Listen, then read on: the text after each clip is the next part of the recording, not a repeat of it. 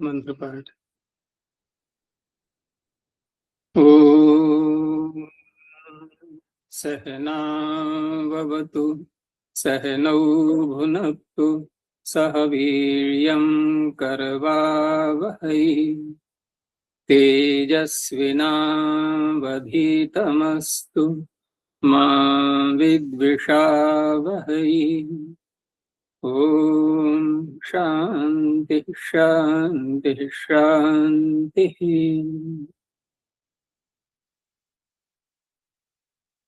काशिका की 141वीं कक्षा।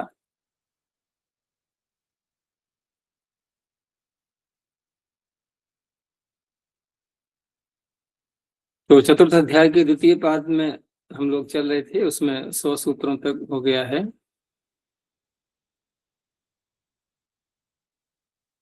आगे 101वां सूत्र चलेगा आगे।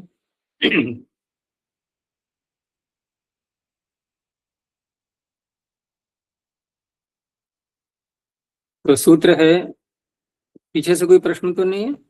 अच्छा जी, ये 582 में शेष सूत्र।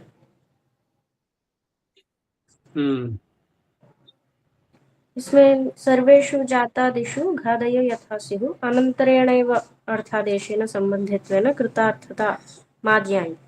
अनंतरेण तो चातुरार्थिक यदि शेष सूत्र न होता तो सभी चारों अर्थों में ये होंगे। ये अनंतर सूत्र का अर्थ वही है जी, अनंतरेण अर्थादेशेन। देखो, सर्वेषु जातादिषु कहाँ से प्रारंभ किया है इन्होंने? तत्र जातः, आदि आदि लगा दिया, आगे के सब आगे कि सर्वेषु जातादिषु घादय। घादय कौन? आगे जो सूत्र आ ही रहा है, राष्ट्राभार पाराद घको। ये प्रत्यय और अन्य अन्य प्रत्यय। अन्य प्रत्यय कहाँ तक लेंगे हम? तत्र जाता से पहले पहले तक के। ये सारे प्रत्यय, ये घादी शब्द से बोल दिया इन्होंने। ये सारे प्रत्यय जातादि अर्थ। अब जातादि में आदि शब्द कहाँ तक ले जाएंगे? तस्वीकार से पहले, तस्वीकार से पहले तक। ठीक है ना? तो वहां तक जातादि इतने अर्थ आए हुए हैं, उन सारे अर्थों में घादी प्रत्यय हो जाएं। स्युः अनंतरेणैव अर्थादेशेन संबंधित्वेन कृतार्थता मा ज्ञायी। अब यहाँ इस सूत्र को हटा करके देखो शेषे को, क्योंकि सूत्र क्यों बनाया, प्रश्न तो पूरा उसी पे आ गया ना। सूत्र पूरा क्यों बनाया गया था उसका ये प्रयोजन जो दिखा रहे हैं। एक तो प्रयोजन पीछे दिखा ही दिया इन्होंने, किंच कह करके अन्य बात भी बता रहे हैं ये कि यदि ये सूत्र नहीं होगा तो उस अवस्था में राष्ट्राभार पाराद घघु आदि जो घादी प्रत्यय हैं, ये कहाँ पर होंगे? बोलो, क्या चल रहा है पीछे से? यथाविहित शब्द बोला जाएगा, ठीक है ना? और अर्थ क्या चल रहा था पीछे अभी? चातुरार्थिक। तो चातुरार्थिक पर ही तो यहाँ जाकर के सिमट जाएंगे अब ये। यानी घ ख आदि प्रत्यय राष्ट्रवार पार शब्दों से ये प्रत्यय चातुरार्थिक जो है ये प्रत्यय हो जाएंगे, चार अर्थों में हो जाएंगे ये। तो अनंतरण, अनंतरण माने जो पीछे आ रहा है चातुरार्थिक, वहां जो अर्थ बताया गया है तो उस अर्थ के आधार पर संबंधित्व है ना, वहां इनका संबंध जुड़ेगा घ और ख प्रत्ययों का, कि इन अर्थों में होते हैं ये। तो कृतार्थता मा ज्ञायी, और उसी में सूत्र की हो जाएगी कृतार्थता। राष्ट्राभार पारद घखों की कृतार्थता हो जाएगी कि चातुरार्थिक घ और ख प्रत्यय हो गए। हो गया नहीं हो गया? अब ये शेष बीच में आ जाने से अब ये सारा ही सिनेरियो बदल गया। अब तो पूरा, अब तो तुरंत ही परिवर्तन हो गया एकदम। अब पीछे से कोई संबंध रहा नहीं। शेष का अधिकार हम कहाँ तक ले रहे हैं? वहां तक ले जाएंगे। और वहां पर भी जब जहां तक अर्थ प्रारंभ नहीं होंगे तत्र जातः से पहले तक के, जहां तक अर्थ प्रारंभ नहीं हुए हैं वहां तक के ये जो सारे सूत्र हैं प्रत्यय करने वाले, ये आगे आने वाले अर्थों में, जातादि अर्थों में प्रत्यय करेंगे। तो इस तरह से यहाँ इसका प्रयोजन दिखाया गया है। आचार्य जी इसके पदमंजरी में जो किंच के आगे है असति ही शेष ग्रहणे प्रथमेनैव अर्थेन संबंधम अनुभवताम कृतार्थता विज्ञायेत। प्रथम सूत्रों की जो आगे सूत्र आ रहे हैं, एक सूत्र को ले लो कि राष्ट्रावार पारक को, किसी से औरों का पता लग जाएगा कि इसकी कृतार्थता कहाँ जाकर के समाप्त हो जाएगी पूरी, कि प्रथमे नैव अर्थेन संबंधम अनुभवताम। प्रथम जो अर्थ आया पीछे चातुर्थिक चल रहा है, प्रथम तो वही कहा जाएगा अभी यहाँ पर, क्योंकि और पीछे जाएंगे तो फिर बात उठेगी पीछे आप गए क्यों। जब पिछला सूत्र ही हम देखेंगे तो पिछला सूत्र किस अर्थ में प्रत्यय कर रहा था, नड़ादीनाम कुक्च, चातुर्थिक में ही चल रहा था जी। तो वही आगे चलता रहेगा जब तक कोई विशेष सूत्र बीच में नहीं आएगा। तो जो शैली चली आ रही है अर्थ करने की सूत्रों की, उसके आधार पर चातुर्थिक हम उसी को ले लेंगे। प्रथमे नैव अर्थेन संबंधम अनुभवताम, संबंध अनुभव करते हुए इन सूत्रों की, आगे आने वाले बहुवचन है ना, संबंधम अनुभवताम, केशाम सूत्राणाम, जो आगे आ रहे हैं राष्ट्रावार पराधको आदि, इनकी कृतार्थता विज्ञायेत, कृतार्थता जान ली जाएगी शेष ग्रहण न करने पर, असत्य शेष ग्रहण है।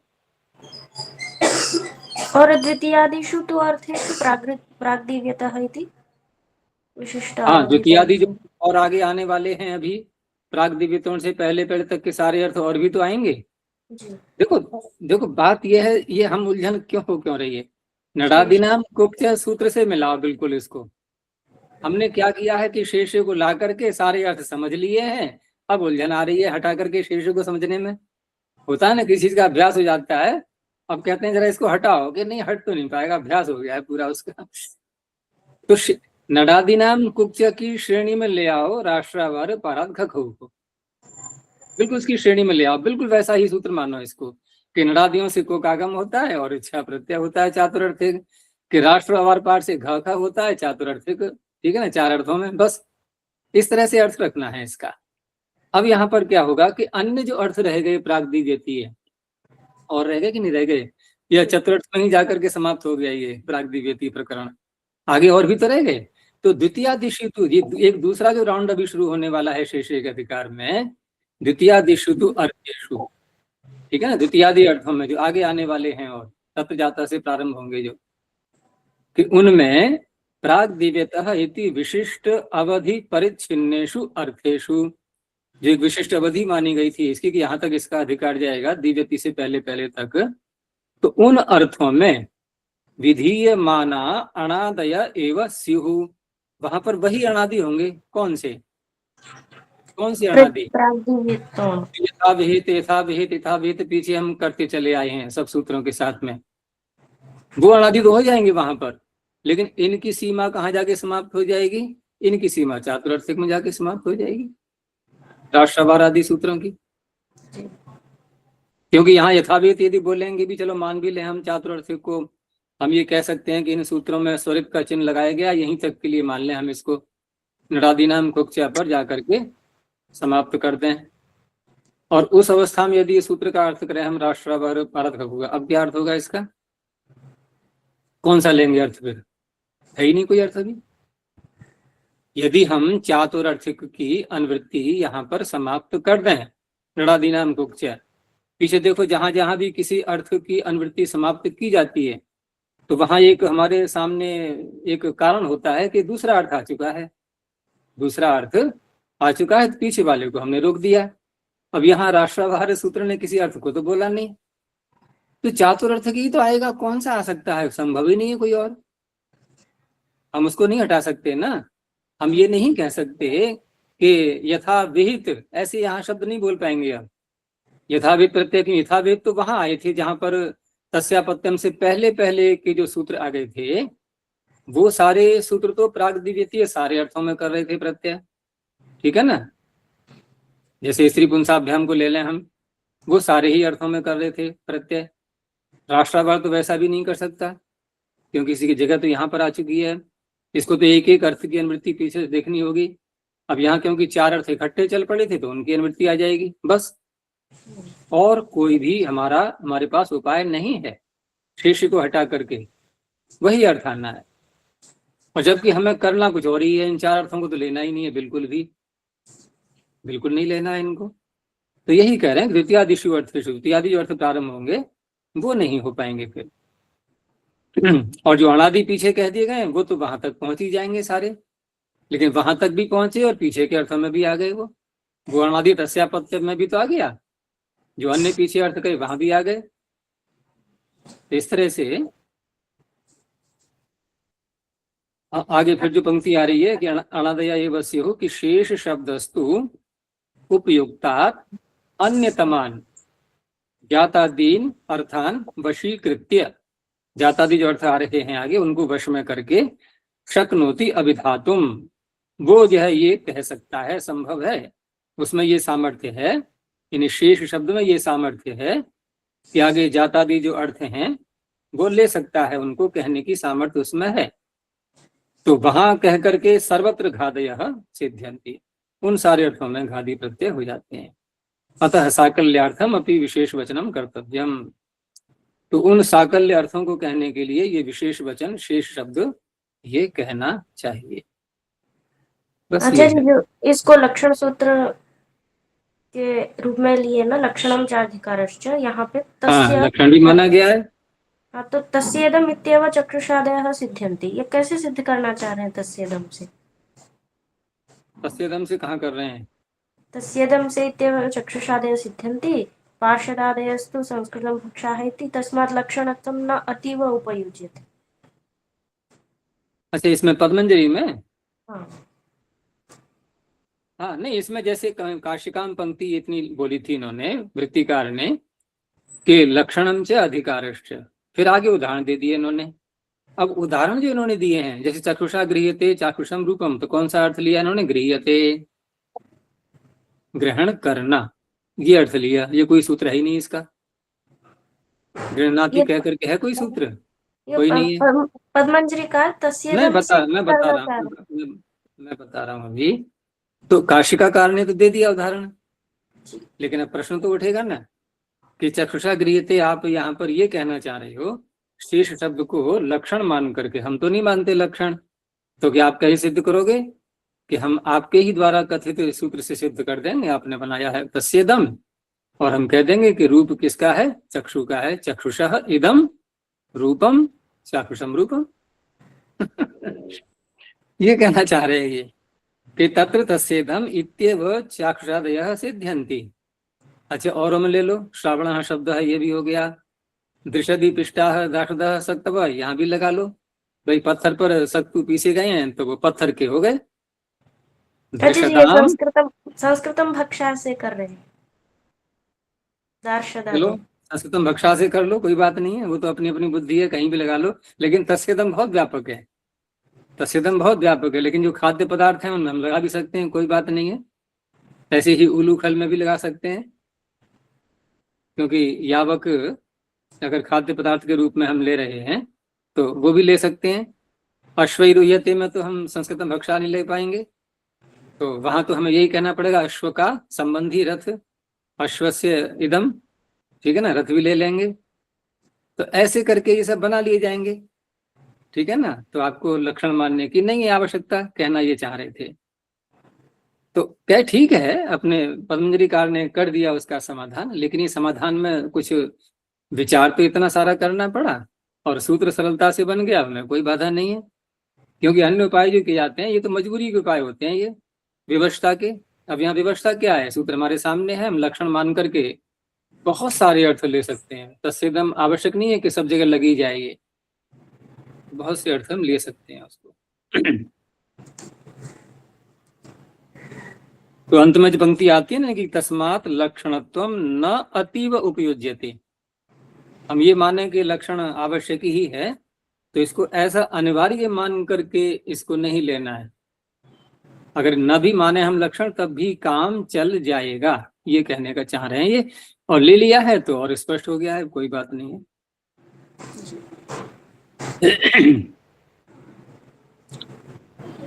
इतना ही है। चलो आगे देखते हैं। तो शैक्षिक अर्थ में हम चल ही रहे हैं, अभी तत्र जाता है प्रारंभ नहीं हुआ है। तो जो भी सूत्र आते जाएंगे भूतत्व जातः से लेकर के और अन्य जो भी अर्थ हैं वहां तक सबका ग्रहण करेंगे। तो अगला सूत्र है द्यु प्राग अपाग उदक प्रतीचो या। इसमें जो शब्द लिए गए हैं दिव, प्राच, अपाच, उदच, प्रत्यच। दिव के वकार को हल कर लेना है इसमें। तो इत्येतेभ्यो यत् प्रत्ययो भवति शैषिकः। तो दिव शब्द है ये, तो यहाँ पर भव अर्थ में ले सकते हैं, दिवी भवम, दिव्यम आदि इस तरह से बन जाएंगे। और प्राच, अपाच, उदच, प्रत्यच ये सारे शब्द एक जैसे लग रहे हैं ना। तो यहाँ सर्वत्र क्विन प्रत्यय करते ही हैं सूत्र, ऋत्विक दग्धृक सूत्र से क्विन प्रत्यय हो जाता है और उससे ये शब्द बनते हैं। तो वहां प्राच्यम, अवाच्यम, उदीच्यम, प्रतीच्यम आदि ये शब्द बन जाएंगे। लेकिन यहाँ इन शब्दों को बनाने के बाद ऋत्विक दग्धृक से हम जब बना भी लेंगे तो उस अवस्था में फिर स्त्रीलिंग में हमें दिशा को कहने के लिए नीम प्रत्यय भी लाना है। ठीक है ना। प्राची, प्रतीची, प्राची, अपाची, उदीची, प्रतीची ये ऐसे शब्द बन जाते हैं ये। ठीक है ना। फिर भवार्थ में या अन्य किसी भी अर्थ में लाना चाहें तो वहां लाएंगे और यस्य तीचर से ईकार का लोप हो जाएगा। अब इसमें अब कुछ अव्यय शब्द भी हैं, जैसे कि प्राच शब्द एक तो दिशावाची हो गया। ठीक है ना। प्राच ऋत्विक दग्धृक से बना लिया हमने। लेकिन एक प्राग शब्द पहले अर्थ में आता है ना, पहले, पूर्व, तो ये अव्यय के रूप में भी है। तो अव्यय में यदि हम मानते हैं, अव्यय के रूप में लेते हैं प्राग शब्द को, तो अव्ययों से सूत्र अलग से आ रहा है ना। सायं चिरम प्राणे प्रगे अव्ययेभ्यश ट्युटुलौ टुट च। एक तो अव्यय और भी आया था, ये आगे आया था नहीं, आएगा आगे अव्ययात्य। अव्ययात्य सूत्र भी तो आ रहा है कि अव्ययों से त्यप प्रत्यय होता है। और वहां वो सूत्र आ रहा है सायं चरम प्राणे प्रगे। आ रहा है नहीं आ रहा है। तो सायं चरम प्राणे प्रगे आदि इसमें जो ट्यू और ट्युल प्रत्यय जो कहा गया है और साथ में तुडागम करके जो कहा गया है, और यहाँ भी प्राच शब्द दिया हुआ है। तो अब ये मानेंगे हम कि अव्यय के रूप में यदि लेते हैं इस सूत्र में, तो यहाँ ये सूत्र नहीं लगाएंगे, उसके लिए आगे आ ही रहा है, क्योंकि वहां कालवाचक बन जाएगा ये। मैंने कहा ना, प्राग का अर्थ क्या है, पहले, यानी कि पूर्व काल की दृष्टि से। ये दिशा की दृष्टि से पूर्व नहीं, काल की दृष्टि से पूर्व। तो वहां बनेगा प्राक्तन और शब्द प्रयोग होता ही है ये। प्राक्तन का मतलब पूर्व का, समय का, पूर्व दिशा का नहीं, पूर्व समय का। अगर पूर्व दिशा का बोलेंगे तो प्राच्यम बनेगा। ये है। आगे है कंथायाष्टक। कंथा शब्द दो सूत्र हैं इसके लिए। तो कंथा शब्दात ठक प्रत्यय होती शैषिक कांथिक। तो कंथा क्या है ये? कंथा शब्द ये जो बिछाने का होता है या ओढ़ने का ले लो, तो ऐसा जो वस्त्र होता है उसके लिए कंथा कहेंगे। और कंथा होता क्या है, जैसे देखा होगा कि परिवार में महिलाएं जो वस्त्र पुराने हो जाते हैं, जो प्रयोग में नहीं आते हैं, बहुत सारे इकट्ठे हो जाते हैं, तो एक तो ये है कि हम उनको बेच दें। ठीक है ना, कि आते हैं लोग लेने वाले, दे दिया, उसके बदले में धन ले लिया या अन्य कोई वस्तु ले ली। पहले तो वस्तु विनिमय बहुत होता था, तो वस्त्रों के बदले में अन्य कोई पदार्थ ले लेते थे। हमारे परिवार में स्वयं देखा है हमने, हमारी माता जी करती थी ऐसे। लेकिन कुछ ऐसी होती हैं घर में महिलाएं कि सारे वस्त्रों को जो पुराने इकट्ठा करके और उनको परस्पर एक आकार दे करके उनको सिल लिया, तो एक बिछाने का पूरा गद्दा जैसा बन जाता है। वो है ये कंथा शब्द। अब जब बन जाता है तो उसमें फिर, क्योंकि कई वस्त्र इकट्ठे होते हैं तो गंदगी भी, क्योंकि धुलने में पूरा आता नहीं ढंग से वो, अब धोएं कैसे, उसके लिए गंदा हो जाता, वो तो मोटे आकार में हो जाता है ना। फिर वो उसको धो भी लेंगे तो अनेक दिन लग जाएंगे सूखते सूखते उसको। इसलिए प्रायः नहीं धोते, बहुत लंबे काल तक नहीं धोएंगे तो गंदगी होगी उसमें, गंदगी होगी तो जुएं वगैरह उसमें जो सूक्ष्म कीट होते हैं वो उत्पन्न हो जाते हैं। तो उसके लिए कहा जा रहा है यहाँ कांथिक।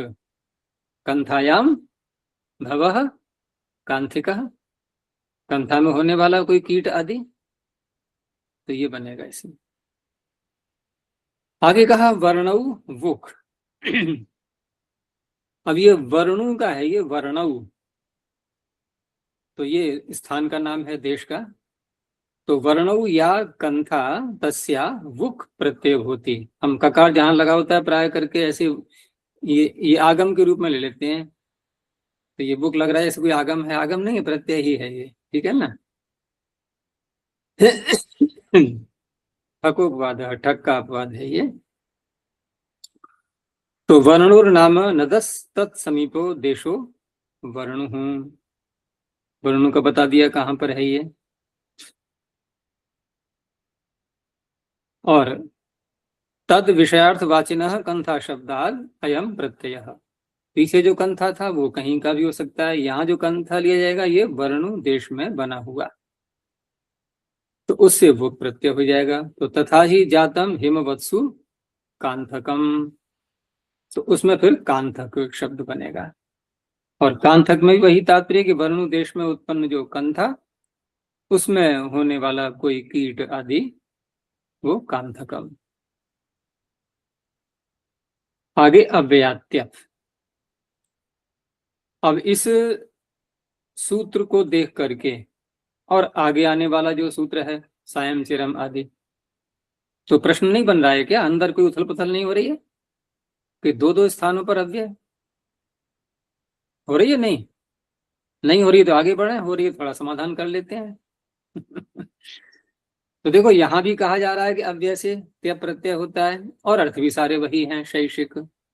आगे भी तो शैक्षिक ही रहेंगे ना, क्योंकि तत्र जाता से पहले है वो, और पहले क्या बल्कि वहां जाकर के समाप्ति हो रही है ना, एक सूत्र हो रहा है, उसके आगे संभवतः सायं चरम प्राणे प्रगे अव्यय, पूर्वाग्रह पराधराभ्याम। हाँ उसके आगे तत्र जाता है, ठीक है ना। तो इस तरह से वो भी शैक्षिक अर्थ में ही कर रहा है। तो हुआ क्या है कि इस सूत्र के साथ में ये जो कार्य आ रही है आगे, ये एक सीमा बांध रही है कि इस सूत्र के विषय इतने ही अव्यय होंगे बस। तो अव्यय तो बहुत सारे हैं, वहां फिर वो सूत्र लग जाएगा, ठीक है ना। जो यहाँ गिना दिए गए हैं कारिका में, वहां त्य प्रत्यय होगा, और अन्य जो शेष अव्यय हैं वहां पर ट्यू और ट्युल प्रत्यय होंगे, ठीक है ना। ऐसे इनका विभाग करना है, विभाग अलग अलग शब्द आएंगे उसमें। तो अव्ययात्य प्रत्यय भवति शैक्षिक, क्योंकि यदि यहाँ पर सीमा न बांधे तो फिर प्रश्न रहेगा कि फिर अगला सूत्र कैसे लगेगा, कहाँ लगेगा, और ये कहाँ लगेगा फिर। तो कारिका में गिना दिया गया है कि अमेह क्वतसि त्रिभ्यस् त्यब विधिर यो अव्ययात् स्मृतः निर्भ्याम ध्रुवगत्योश्च प्रवेशो नियमे तथा। अब इसमें अलग अलग करके देखो, अमा, ठीक है ना, इह, फिर क्वा, क्वा के आगे तस, तस का तात्पर्य तसिल, तस प्रत्यांत, ये प्रत्यय ले लेंगे। ये शब्द हो गए अमा इह क्वा। आगे क्या है, तसी, तसी हो गया, हाँ तसी। फिर आ गया त्र, तो त्र, ये भी त्र प्रत्यांत हो गया, ठीक है ना। आगे पंचमी का बहुवचन है। तो अमेह क्वतसि त्रेभ्यः, अर्थात अमा इह क्व ये शब्द, और तसी और त्र ये प्रत्यय, इन शब्दों से त्यब विधि ही, त्यब प्रत्यय की विधि की जा रही है। कौन सी त्यब विधि?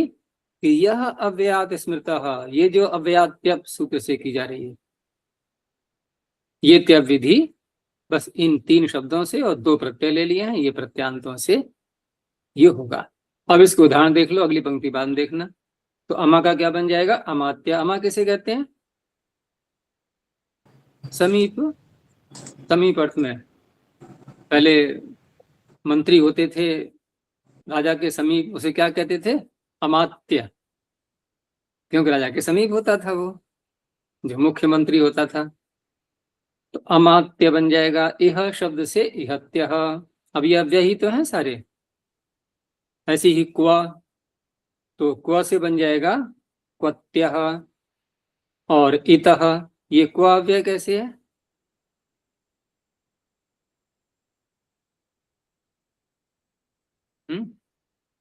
क्व माने किम शब्द से बनता है ना, तद्धितश्चा सर्व विभक्ति ही।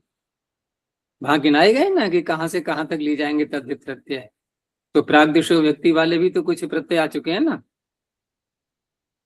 प्राग्दिशो व्यक्ति ये किमोत, किमोत से होता है ना अत प्रत्यय। किमः अत कहां पर है ये सूत्र किमोत?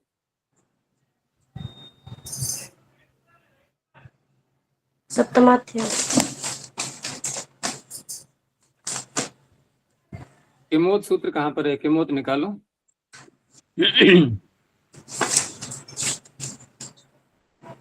किमोत से क्या करेंगे? किम शब्द से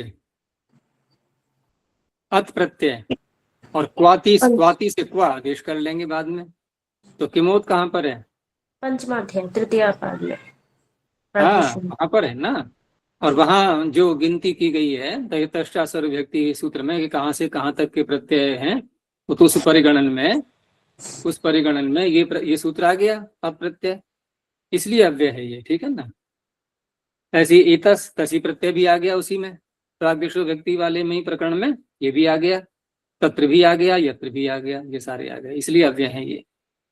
अब अगली जो पंक्ति आ रही है कार्यक्रम में उसको देखो, क्योंकि जो पीछे गिनाए गए थे उसमें से दो और बढ़ाए इन्होंने, लेकिन दो और जो बढ़ाए हैं ये सारे शेष अर्थों में नहीं किए गए हैं, इनके अर्थ विशिष्ट लिए गए हैं कि ने निर्भ्याम ध्रुव गत्योश्च।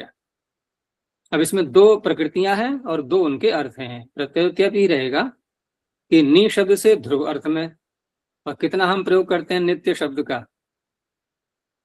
तो बोलते बोलते इतना अभ्यास हो गया है कि ध्यान ही नहीं रहता कि बना कैसे।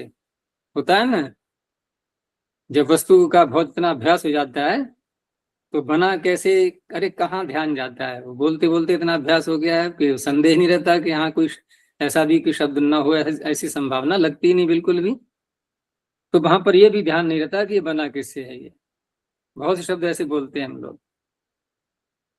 तो एक अलग से वार्तिक भी हम इसको कभी देख सकते हैं बना हुआ कि त्यब नेर ध्रुवे, ठीक है ना, त्यब नेर ध्रुवे, आगे आएगा ये वार्तिक इसी में ही।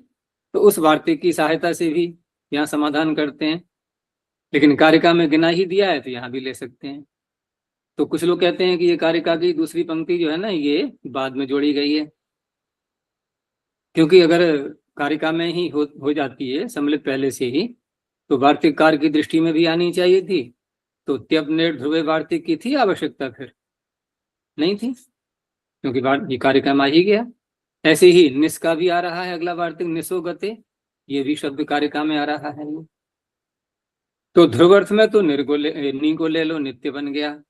और गति अर्थ में निर है, निर से उत्तर, तो यहाँ निष्ठ्य शब्द आगे बनाएंगे ये निसो गते वार्तिक में, तो वहां निष्ठ्य शब्द बन जाएगा। निस का है ये निर्भ्याम, नी और निस, तो नी से ध्रुव अर्थ में और निस से गति अर्थ में। आगे क्या कहा है इन्होंने कि प्रवेशो नियमे तथा, जी क्या कहना चाह रहे हैं कि ये जो पूर्व पंक्ति आपने बोली है अभी कि अमेह क्वतसी आदि, तो ये जो पूर्व पंक्ति है इस पंक्ति में जो आपने नियम बनाया, एक नियम निकला था इससे। नियम क्यों निकला है? क्योंकि आप जिन अव्ययों को गिना रहे हैं सारे अव्यय के अंतर्गत आ ही गए ना, फिर आप कारिका में कह ही क्यों रहे हैं इनको? अव्ययात्यप सूत्र कर ही देगा, कारिका में कहने की क्या आवश्यकता थी इनको? तो कारिका में क्यों कहा जा रहा है? तो क्या उत्तर आएगा कि हम नियम बताना चाह रहे हैं। कौन सा नियम? कि ये सूत्र अव्यय मात्र से त्यप प्रत्यय नहीं करता, इन्हीं शब्दों से करेगा। ये क्या हो गया? नियम, ठीक है ना। व्यापक रूप से इसको नहीं लगाना है, ये नियम बन गया। तो कह रहे हैं इस नियम के अंतर्गत इन दो शब्दों को और ले लेना, प्रवेशः नियमे तथा। अब नियम पूरा क्या बनेगा कि अमा एह आदि ये हो गए सारे, और नी और ने, इतनों से ही त्यप प्रत्यय होता है। चले आगे, ये पूरी कारिका हो गई। अब कह रहे हैं परिगणन करने से लाभ क्या हुआ? परिगणनम किम कि अन्य जो भी अव्यय हैं अब इनके अतिरिक्त, वहां पर फिर हम क्या लगाएंगे। जैसे यहाँ पर उपरिष्टात, उपरिष्टात अव्यय है नहीं है, उपरिष्टात अव्यय कैसे है। दिक् शब्देभ्यः अस्तात् अस्तात् अस्ताति, ठीक है ना, अस्ताति प्रत्यय वहां रखा गया है। और उपरी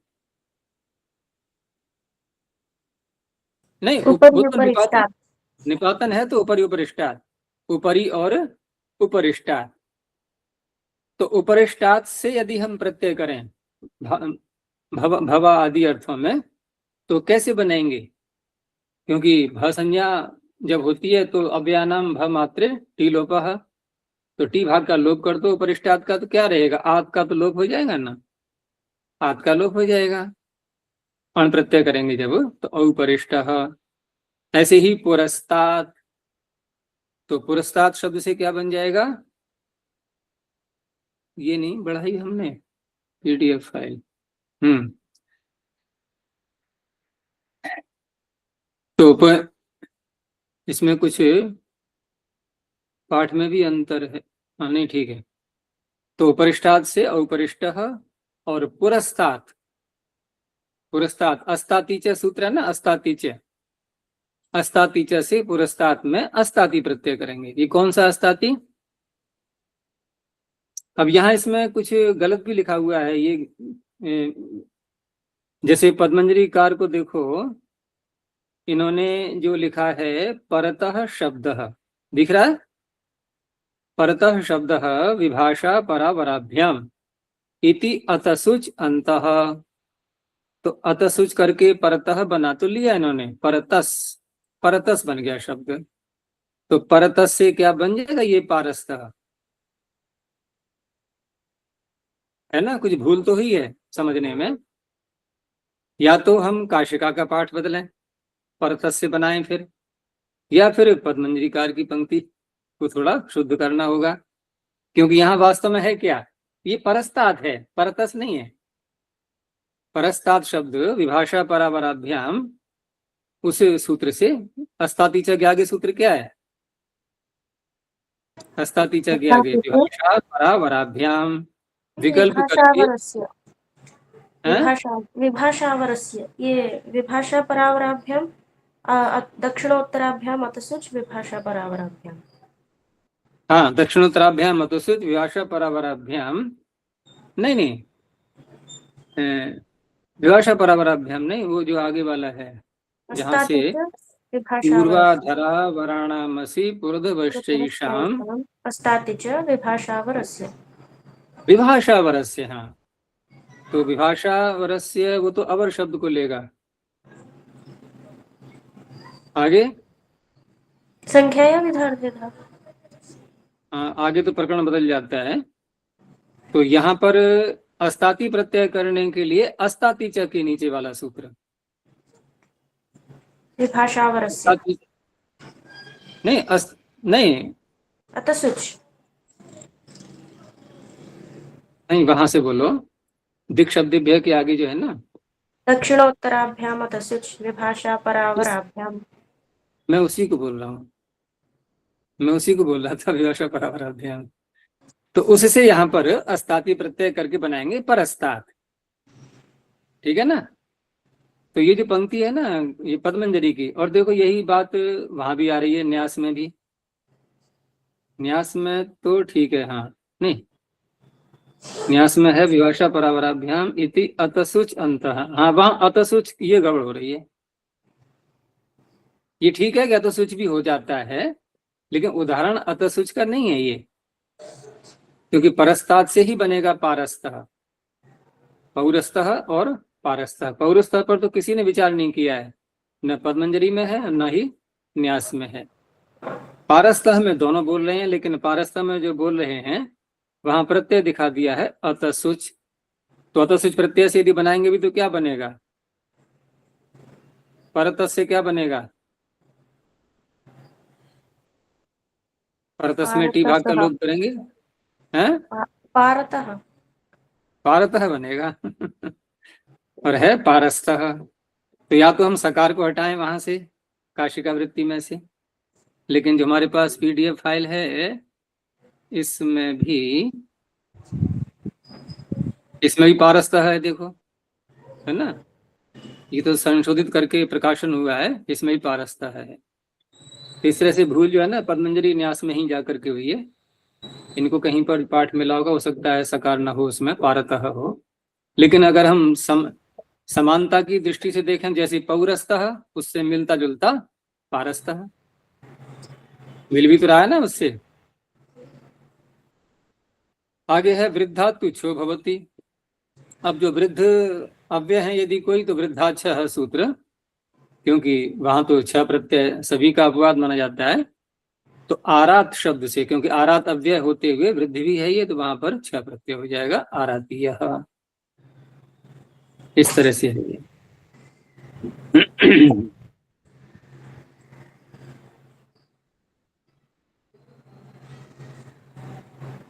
अब इसमें कोई प्रश्न उठा सकता है कि आरातीय में आपने जब आरात शब्द से छ प्रत्यय किया तो भसंज्ञा होगी कि नहीं होगी? भसंज्ञा तो होगी। और आप कह ये रहे हो कि अव्यानाम भ मात्रे टी लोपो वक्तव्य, तो बन जाएगा आरातीय। क्या बनना चाहिए? बनाओ। बना तो लो, भले ही प्रयोग मत करना, बना लो। क्या बनेगा? आर्य। आर्य बनेगा। तो क्यों नहीं बनता?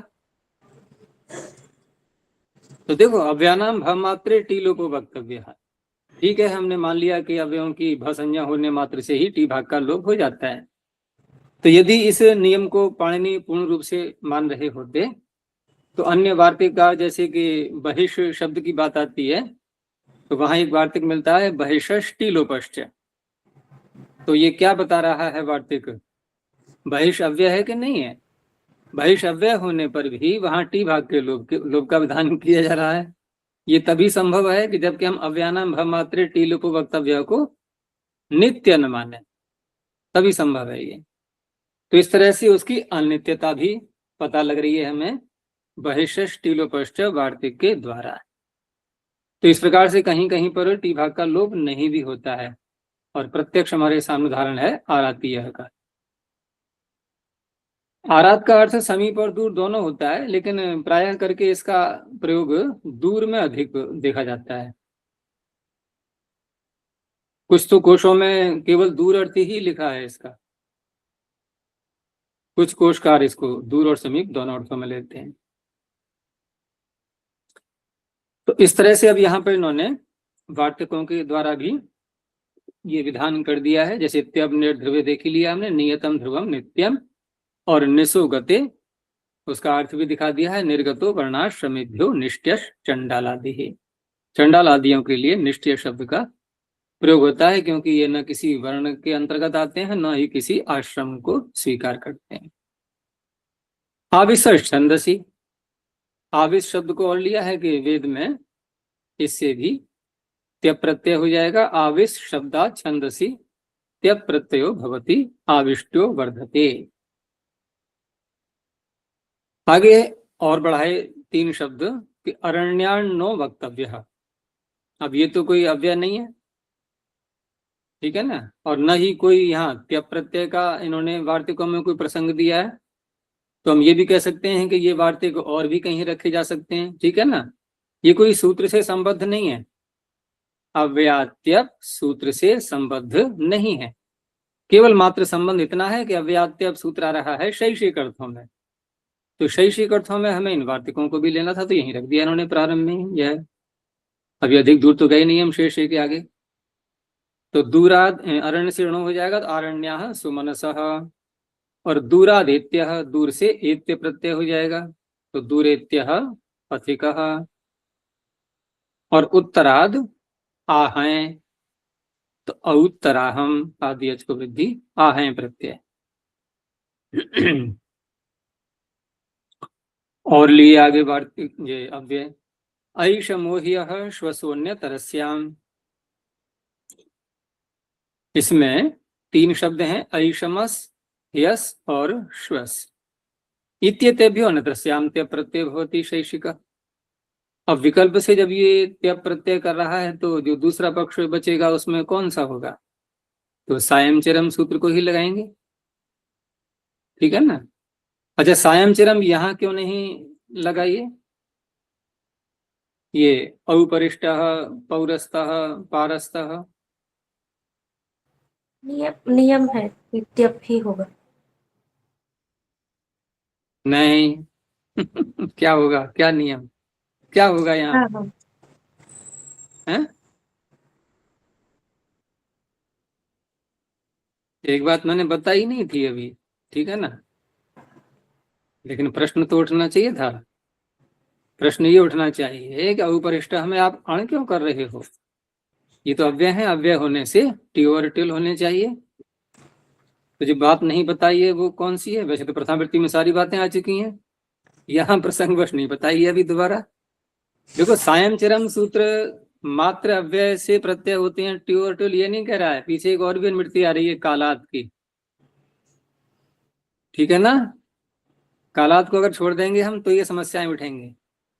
वहां कालवाची अव्यय लिए गए हैं, वहां पर कालवाची अव्यय लिए गए हैं, तो फिर हम ये भी कह सकते हैं कि अव्ययात्यप सूत्र ये कालवाचियों को भी लेगा, ये औरों को भी लेगा, ठीक है ना, सभी को लेगा ये। तो कालवाचियों में तो अपवाद के रूप में ट्यू और टिल हो जाएंगे। अब इसके पास कौन से अव्यय बचेंगे जो कालवाची नहीं है, तो वो भी तो बहुत से अव्यय हैं, उन अव्ययों में फिर नियम कर दिया, वहां पर भी इसकी सीमा बांध दी गई। तो अब उपरिष्टात और ये पुरस्तात परस्तात ये तो रह गए, अब ये कालवाची भी नहीं है, यहां सीमा बांध दी गई तो यहां भी नहीं हो पाएंगे। अब फिर यथाविहित प्रत्यय तो होगा, अण प्रत्यय हो गया स्पष्ट। तो अब जैसे मैं कह रहा था कि ऐ शमस यस और श्वस, इनसे जब ये त्यप प्रत्यय जिस पक्ष में नहीं होगा उस पक्ष में कौन सा प्रत्यय होगा, तो देखो तीनों कालवाची हैं, तो कालवाची होने से ट्यू और ट्युल हो जाएंगे यहाँ पर दूसरे पक्ष में। तो ऐशमस्त्यम ऐशमस्तनम, ह्यस्त्यम ह्यस्तनम, श्वस्त्यम श्वस्तनम, एक प्रत्यय और जुड़ जाता है इसमें, श्वसस तुट च, ठीक है ना। श्वस से यहाँ पर है प्रत्यय भी कहा गया है और साथ में तुडागम भी हो जाएगा पक्ष में, तो इति ठयपि तृतीयो भवति। और द्वारादीनाम जैसे यहाँ पर द्वारादीनाम जैसे औ का आगम भी हो जाएगा, ऐच आगम होता है ना, तो औ आ गया उसमें, तो शौवस्तिकम, तो शौवस्तिकम का अर्थ क्या हो गया, आने वाले कल में होने वाला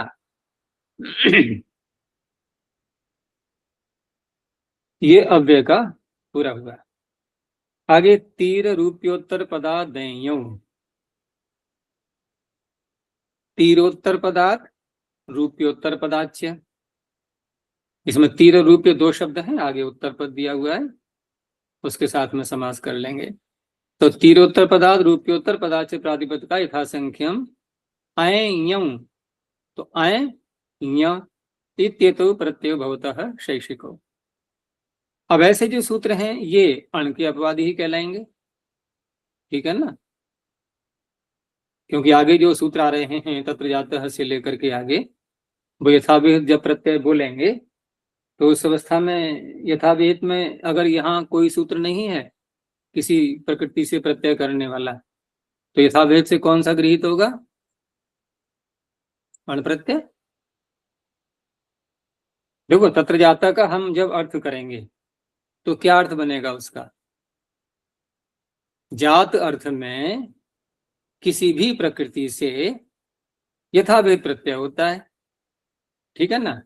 अब कुछ प्रकृतियां यहां से प्रारंभ हुई, शेष के आगे जो सूत्र चल रहे हैं, कुछ प्रकृतियां यहां से प्रारंभ हुई और कुछ है ही नहीं, कुछ का वर्ण ही नहीं है यहाँ पर, ठीक है ना। तो तत्र जाता है जहां जहां जहां ये प्रकृतियां बोल दी गई हैं वहां तो वही प्रत्यय होने हैं, और जो प्रकृतियां इन सूत्रों में नहीं आ रही हैं वहां फिर अण का अधिकार आ ही रहा है प्रागदिव्य से, वहां अण प्रत्यय हो जाएगा। तो वो अण प्रत्यय तत्र जाता करेगा या अन्य कोई सूत्र करेगा फिर, तत्र जाता ही करेगा। तो तत्र जाता है, या ऐसे और भी सूत्र जो भी हैं आगे, ये किस तरह से अपना कार्य करते हैं कि देखो, अगर आपको पीछे कोई सूत्र मिल जाता है तो आप मुझे उठा करके वहां ले जाओ और जात अर्थ में उस सूत्र से प्रत्यय कर लो। तो हम तत्र जाता है से करेंगे या यहाँ के किसी सूत्र से करेंगे? अब जैसे उदाहरण के लिए ऐषमो यह को ले लो कि ऐषमस शब्द से हमने त्य प्रत्यय किया, तो इस सूत्र से करें या कि तत्र भव से करें? इसी से। तो तत्र भव उठ करके यहाँ आ जाएगा, नहीं तो यहाँ आ जाएगा, कोई समस्या नहीं। शैषिक शेष सूत्र जो है ले आएगा उठा करके यहाँ से, कि आप शेष में आ रहे होगे, हाँ किधर आ जाओ फिर। अब हमें किसी ऐसी प्रकृति से करना है जिनका यहाँ परिगणन किया ही नहीं है इन सूत्रों में, तो वहां तत्र भव स्वयं कर सकता है नहीं? अण प्रत्यय कर सकता है। तो इस तरह से ये अगले सूत्र काम करेंगे सारे। तो तीर या रूप्य, जैसे काक तीरम, पालवल तीरम, तो यथाविहित प्रत्यय यहाँ पर कौन सा कहलाएगा? यहाँ तो आय और यहाँ है, तो वो ऐसा आय का भी अ ही बचेगा, यहाँ का भी अ ही बचेगा, और यथाविहित अण आ रहा था पीछे, उसका भी अ ही बचेगा। लेकिन यहाँ क्योंकि प्रत्यय यहाँ का जोड़ा गया है तो स्वर में अंतर आ जाएगा। अच्छा, ये स्वर भी समान हो गया, आई हो या यहाँ हो? मान तो है, क्या करें बताओ? स्त्रीलिंग में उसका मिल गया समाधान। मिल गया समाधान भाई। टिड्ढाणा है में यहाँ तो लगेगा नहीं, वहां तो अ प्रत्यांत ही हो पाएगा, ठीक है ना? यही अंतर है बस, बाकी स्वर में तो कोई अंतर नहीं है। तो ये हो गया काकतीरम, पालवड़ तीरम, रूप्योत्तर पदार्थ का वार्क रूप्यम, शैव रूप्यम। अब कह रहे हैं कि आपने तीर रूप्योत्तर पदार्थ, आपको इतना नहीं कह मिला कि तीर रूप्यांता। उत्तर पद ये बड़ा है या कि अंत शब्द ये बड़ा है? अर्थ वही होता ना। तो ऐसे विषय पीछे भी आ चुके हैं जहां पर पद ग्रहण करके ये कुछ कहना चाहते हैं। तो कहा कि बहुच प्रत्यय पूर्वाद माभूत। अगर बहुच प्रत्यय हम करेंगे रूप्य शब्द से या तीर शब्द से, तो बहुच कहाँ आएगा? प्रारंभ में। तो रूप्यांत और तीरांत बन जाएगा कि नहीं? लेकिन बहु पद तो नहीं है। देखो, उत्तर पद शब्द हम एक सापेक्ष है। उत्तर पद जब बोलेंगे तो ये सापेक्ष शब्द है, किसकी अपेक्षा रखता है? पूर्व पद की। तो यहां बहुरूप्य ये शब्द रूप्य पद, उत्तर पद में रूप्य है कि नहीं है? उत्तर पद में रूप्य है या नहीं? बोलो। अब यही उलझन आएगी कि आपने कहा उत्तर पद रूप्य होना चाहिए, तो उत्तर पद आपने कहा इसका अर्थ पूर्व पद भी है, कोई पूर्व पद है ही नहीं, इसलिए उत्तर पद शब्द बोला है कि यहां न होने लगे। तो बाहुरूप्यम अण एव भवती, यहां अण ही हो जाएगा। आगे दिक् पूर्व पदार्थ संज्ञायाम यहाँ, अब पीछे यहाँ था, यहाँ फिर यहाँ, तो क्योंकि दोनों एक साथ थे इसलिए अलग से बोल दिया। असंज्ञायाम इति प्रकृति विशेषणम, प्रकृति किस प्रकार की होगी? वो संज्ञा में नहीं होनी चाहिए, उसका विशेषण बनेगा। दिक् पूर्व पदार्थ प्रातिपदिकात असंज्ञायाम, असंज्ञा विषयाद यहाँ प्रत्यय होती शैक्षिक, अण का अपवाद रहेगा। ये अण का अपवाद जो बोलते हैं जहां जहां भी, ये कौन से सूत्र से प्राप्त अण का अपवाद है? ये अर्थ निर्देशक सूत्रों से प्राप्त। सूत्र बोलो कोई सा। तत्र जातः, तत्र भवः आदि। हाँ, मैं इसलिए बार बार याद दिलाता हूँ कि ये भूल मत जाना शैली को, कि अण का अपवाद है, कि अब ढूंढते रहे कौन किससे अण प्राप्त हो रहा था।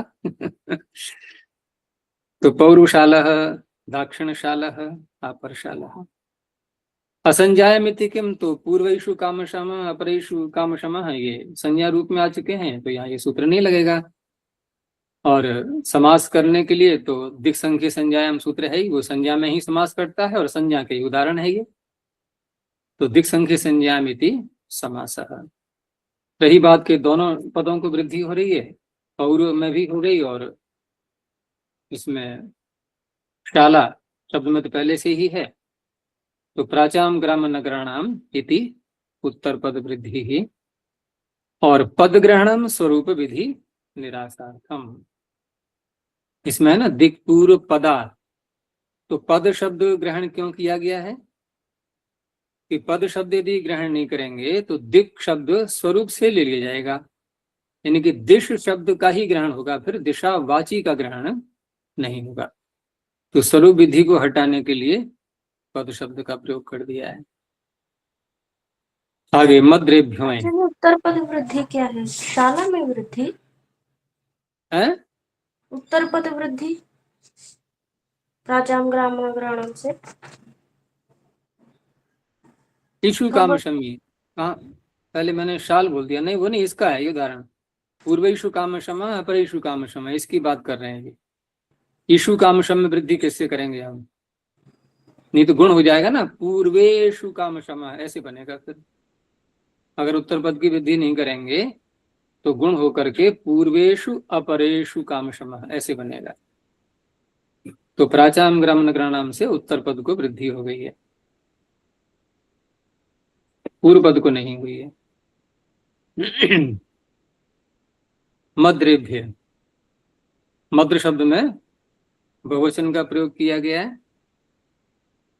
तो दिक्पूर्व पदात् इत्येव दिक्पूर्व पदान मद्र शब्दात् अय प्रत्ययो भवति तैशिकः। तो पौर्व मद्रः आपर मद्रः। तो इसका तात्पर्य क्या है कि दिशा पूर्व पद में हो और मद्र शब्द अंत में आ रहा हो, तो उस अवस्था में ये अण प्रत्यय अय प्रत्यय करेगा। और यहाँ पर दिशो मद्राणाम इति पर्युदासाद आदि वृद्धि रेव। दिशो दिशो मद्राणाम नहीं, दिशो अमद्राणाम ऐसे करके है, ये ध्यान रखना। इसको रेखा को एक कर लो या अवग्रह का चिन्ह लगा लेना इसमें। दिशो अमद्राणाम, तो मद्र को छोड़ दिया गया है इसमें, पर्युदास है ये, तो वहां पर आदि वृद्धि होगी। फिर तो पूर्व शब्द को वृद्धि हो जाएगी, मद्र शब्द को नहीं होगी। पौर मद्र अपर मद्र। बहुवचन निर्देश किया गया है, वो कारण वही है कि जो जनपदवाची शब्द होते हैं तो वो बहुवचन में उनका प्रयोग होता ही है, इसलिए उसी को लेना है यहाँ पर।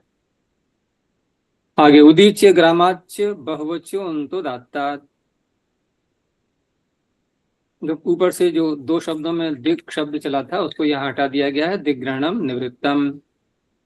उदीच्य ग्रामवाचिनः प्रातिपदिका बहुवच्यो अंतो दात्तात् अयं प्रत्यय भवति शैषिकः।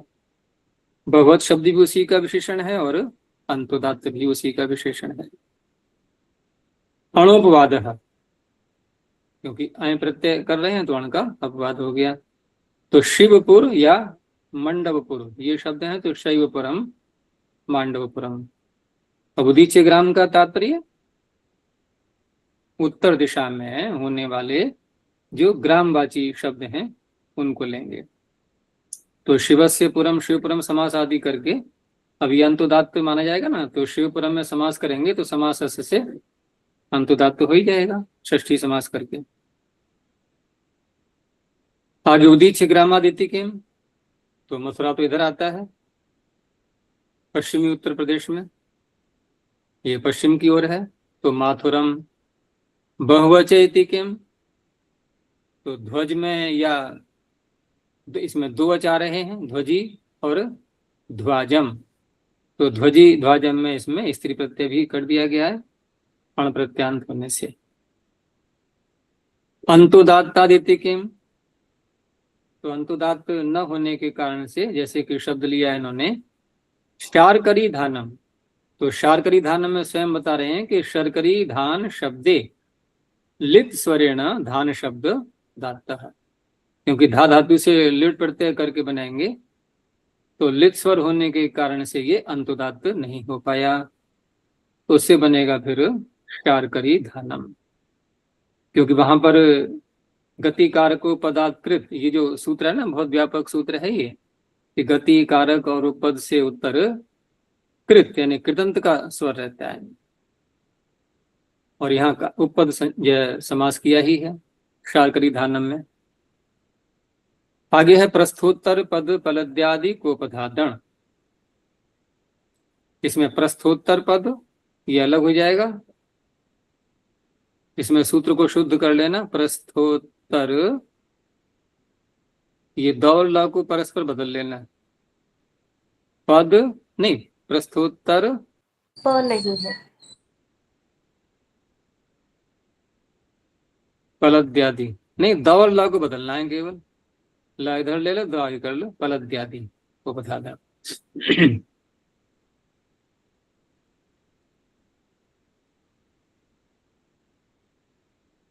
और एक चीज और भी है इसमें,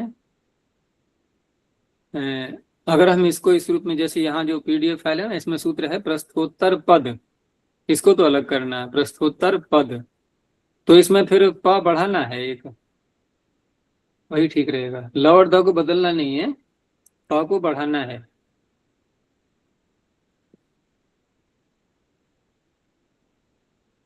पलद्यादि। तो प्रस्थोत्तर पदार्थ पलद्यादिभ्यः ककारोपधाच्य प्रातिपदिकात् अण् प्रत्यय भवति शैक्षिकः। उदीच्य ग्राम लक्षण से अयं अपवाद, उसी का अपवाद बनेगा ये, क्यों उदीच्य ग्राम वाचियों से अयं प्रत्यय का विधान किया गया था। तो माद्री प्रस्थः, महती प्रस्थः, पलद्यादिभ्यः पालदः पारिषदः, ककारोपधात् नैलीनकः चैयातकः। पलद्यादिषु यो वाहिक ग्रामस् ततष्ठय ईठयोर अपवादः। पलद्यादि गण में जो शब्द आ रहे हैं उसमें अगर कोई वाहिक ग्रामवाची शब्द है वाहिक प्रदेश का, तो उनसे ठय और ईठय ये प्रत्यय जो कहे गए हैं, उसका फिर पलद्यादि गण में पाठ करके वो अपवाद के रूप में माने जाएंगे।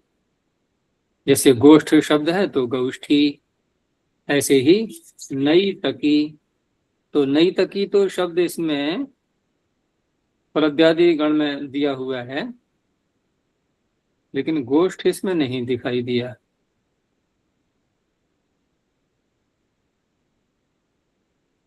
गोष्ठ इसमें भी, हाँ इसमें दिया है, ये पीडीएफ फाइल में है। तो ये पाठ भेद जो है ना, ये रहते हैं, छूट गया है इसमें। कमल कीर शब्द से पहले है ना गोष्ठी शब्द, इसमें नहीं दिया है पुस्तक में। आगे है गोमती शब्द पठ्यते। गोमती शब्द जो आ रहा है इसमें गण में, तो ततः रोपधेतु प्राच्याम, उसमें रोपध और ईतः ईकारांत शब्द भी कहा गया है उसमें, तो गोमती ईकारांतों में आ गया। तो रूपधेतु प्राचामिति गोई अपवाद है, गोई प्रत्यय की प्राप्ति होगी उससे, तो उसका ये अपवाद माना जाएगा। ऐसे ही वाहिक शब्द आ रहा है, तो वाहिक कोपद है ये, ठीक है ना। तो कोपदोपि पुनः पठ्यते परम छम बाधितुम, क्योंकि वाहिक शब्द वृद्धि है प्रारंभ में, तो वृद्ध संज्ञक है ये।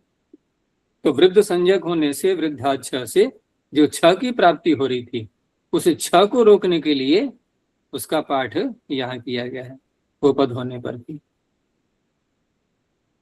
अण ग्रहणम बाधक बाधनार्थम, सूत्र कर क्या रहा है, ये अण कर रहा है, जबकि आगे के सारे आने वाले सूत्र यथावेद प्रत्यय जब करेंगे तो अण का ही विधान होगा वहां पर। तो बाधक बाधन, उस अण की बाधा जो अन्य प्रत्यय कर रहे हैं, उसका बाध करने के लिए पुनः अण प्रत्यय की प्राप्ति दिखाई गई है। आगे कण्वादिभ्यो गोत्रे,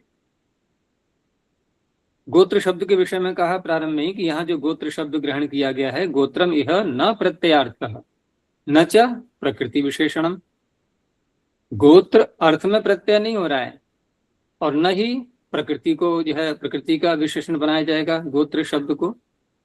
तो फिर कैसे अर्थ करेंगे, तो कहा तरी एवं संबध्यते, कि कण्वादिभ्यो यानी कण्वादि जो शब्द हैं इनसे गोत्रे यह प्रत्ययो विहितः।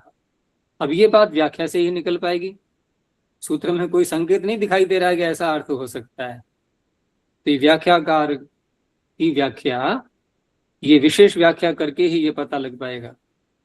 तो कण्वादियों से गोत्र में जो प्रत्यय विधान किया गया, उस प्रत्यय को कहने के लिए गोत्र शब्द का ग्रहण है, कि गोत्र में जो प्रत्यय पहले आपने कर लिया है, तदंत प्रकृति लेनी है यहाँ कण्वादि, तदंतेभ्य एवं अण प्रत्यय भवति शैक्षिकः। तो इस तरह से कण्व शब्द से नहीं करना है हमें यहाँ पर प्रत्यय अण, किससे करना है, कण्व से पहले गोत्र में प्रत्यय ले आना है, ठीक है ना। तो कण्व से पहले क्या बना लेंगे हम, क्या बना लेंगे, कण्व से पहले प्रत्यय कर लेंगे, गोत्र प्रत्यय है, उसके बाद में इस सूत्र को लगाएंगे। तो क्या बनेगा कण्व से पहले, तो कण्व से पहले बना लेंगे यह प्रत्यय, गर्गादि गण के अंतर्गत आता है ये। तो गर्गादि भी से यह प्रत्यय गोत्र में कर लिया तो बन गया काण्व्य, ठीक है ना, काण्व्य। अब उससे यहाँ पर अण प्रत्यय करेंगे। अब अण प्रत्यय करने के बाद भाषण्या होगी, आकार का लोप हो जाएगा, काण्व्य, आकार का लोप कर लो। अब यकार को भी हटा दो। यकार किससे हटेगा, आपत्य से च तद्धिते अनाति। तो क्या रह गया फिर, काण्व रह गया। अब यहाँ पर जब काण्व्य ऐसा बन जाएगा तो प्रश्न ये है ना कि आप अण प्रत्यय कर ही क्यों रहे हो, अण तो हो ही जाना, यथाविहित है वो तो जब हमने गोत्र प्रत्यांत काण्व्य बना लिया, इसका नाम हो गया वृद्ध। तो वृद्ध होने से छ की प्राप्ति हो रही थी, उसका अपवाद माना जाएगा ये। तो काण्वाट छात्रा, ऐसे ही गोकक्ष शब्द, तो गोकक्ष से भी हम गर्गादिभ्य यहीं से यहीं प्रत्यय करके बना लेंगे पहले गौ कक्ष्य, और वहां भी ऐसे ही भसंज्ञा करके अरापत्य से च तदिते नाति, यहाँ भी छ प्रत्यय की प्राप्ति हो रही थी, उसका अपवाद हो जाएगा गौ कक्षा। आगे इयश्च, एक सूत्र क्या था पहले, इयश्च, और एक क्या था इयोश्च। ये सब अलग अलग है, ध्यान रखना है इनका, ये केवल है मात्र इयश्च। यहां भी पीछे से गोत्र को ले आओ और अर्थ वैसे ही करना है कि गोत्रे या इय विहिता। पिछले सूत्र में कौन सा प्रत्यय करना है, गोत्र में ये नहीं बताया गया था, यहाँ प्रत्यय का नाम ही ले लिया। वहां प्रकृतियां बोल दी थी, यहाँ प्रत्यय बोल दिया है। तो गोत्रे या इय विहिता सदंता प्रातिपदिका अण प्रत्यय भवति कैशिका। यहाँ भी क्योंकि वृद्ध संज्ञा होने से छ की प्राप्ति हो रही थी, तो ये भी ऐसे ही अपवाद बनेगा। तो पीछे हमने यह प्रत्यय करके गोत्र प्रत्यांत बनाए थे, यहाँ ईय प्रत्यय करके बनाना है। तो अतः यहाँ से दक्ष या फलक्ष आदि शब्दों से ईय प्रत्यय करेंगे पहले गोत्र में, उससे फिर छ प्रत्यय ये अण प्रत्यय करेंगे। तो दाक्षाः पलाक्षाः महकाः गोत्र इत्येव। अब सुतंगमी शब्द से यहाँ पर बनाया है इन्होंने, सौतंगमेह इदम सौतंगमीयम।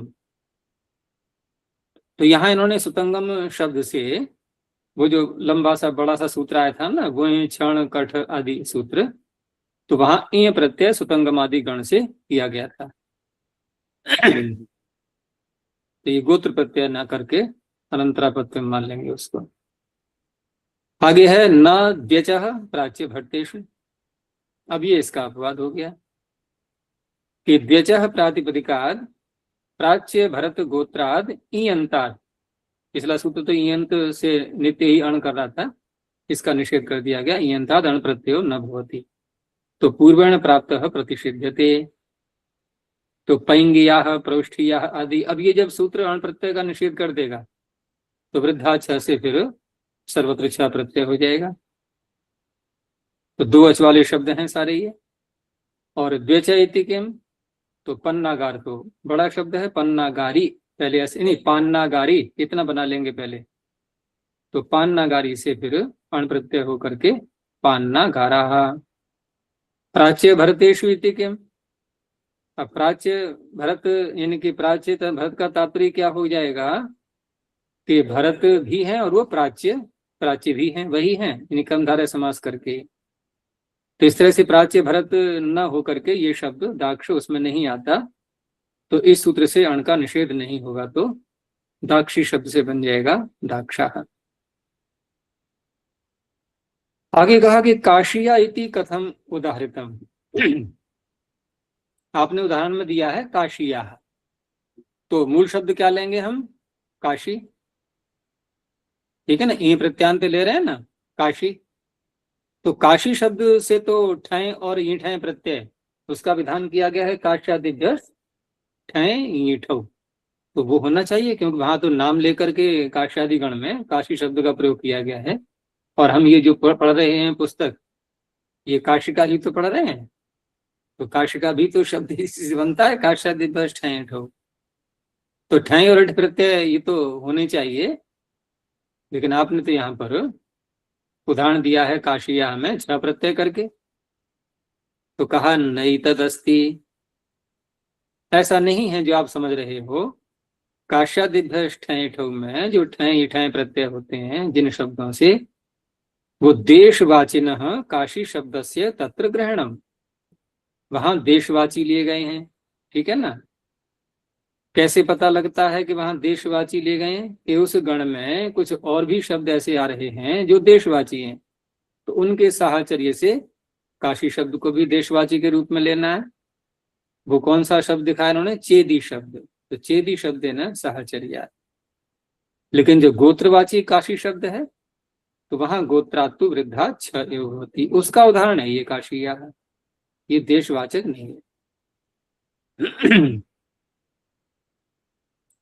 आगे कहा कि ज्ञापकाद अन्यत्र प्राच्य ग्रहणेन। आपने कहा प्राच्य भरत, दोनों शब्दों का ग्रहण किया, जबकि जबकि भरत प्राच्य गोत्र की, भरत जो है वो प्राच्य देश में ही है। तो आपको अलग से कहने की, साथ में विशेषण जोड़ने की आवश्यकता ही नहीं थी, क्योंकि विशेषण तब लगाते हैं जब उसकी अतिव्याप्ति हो रही हो। लेकिन यहाँ तो उसी के अंतर्गत आने वाले शब्द हैं ये। तो इससे ज्ञापन ये निकला, क्योंकि व्यर्थ हो गया प्राच्य ग्रहण, तो ज्ञापक ये निकाला इन्होंने कि अन्यत्र यदि किसी सूत्र में प्राच्य अकेला शब्द आता है, ठीक है ना, तो ज्ञापकाद अन्यत्र प्राच्य ग्रहणे न भरत ग्रहणम न भवति। अब वहां पर भरत को हटा देंगे। क्यों? क्योंकि यदि भरत ग्रहण करना होता है पाणिनि को, तो उनकी शैली से पता लग रहा है कि वो प्राच्य शब्द के साथ में फिर भरत को बोलते हैं। और वे अकेले कहीं पर प्राच्य ग्रहण शब्द किया है उन्होंने प्राच्य का, तो वहां पर भरत प्राच्य के अंतर्गत आने पर भी उनका ग्रहण नहीं होगा। ठीक है ना। और जो शब्द है उनका ग्रहण हो जाएगा। तो प्राच्य ग्रहणे न भरत ग्रहण न भवती इति स्वशब्दे न भरता नाम उपादानम कृतम। इसलिए यहाँ पर भरत स्वरूप से उस शब्द का ग्रहण किया गया है। आगे वृद्धाच्छ, बहुत व्यापक सूत्र है ये। ठीक है ना। तो गोत्रे इति न अनुवर्तते, और व्यापकता बढ़ गई है, गोत्र को भी हटा दिया गया, सारे सीमाएं तोड़ दी गई सब। तो सामान्य न विधानम, सामान्य सूत्र बन चुका है अभी ये। और वृद्धात् प्रातिपदिकात् छह प्रत्यय भवति शैषिकः। एक तो शेष में जो अर्थ आ रहे हैं वो बहुत प्रसिद्ध हैं। इधर ऐसे शब्दों की भरमार है जिनका आदि अच वृद्धि संज्ञक है। तो वृद्ध बहुत मिलते हैं शब्द, इसलिए ये सूत्र बहुत व्यापक बन चुका है। और अणोपवाद, ये समझ में आ ही गया होगा। ठीक है ना। क्योंकि आगे आने वाले तत्र जातः आदि सूत्र, यदि यहाँ इस प्रकरण में, इस प्रकरण का तात्पर्य क्या कहलाएगा? शेषे के आगे से और तत्र जातः से पूर्व के सूत्र। यहाँ यदि किसी प्रकृति का ग्रहण नहीं किया है किसी विशेष प्रत्यय का विधान करने के लिए, तो तत्र जातः आदि जो सूत्र आगे आएंगे वो अण का ही विधान करेंगे। इसलिए कहा जाता है अणोपवादः। तो गार्गीय, वात्सीय, शालीय, मालीय, ये सब हम बना ही चुके हैं अनेकों बार।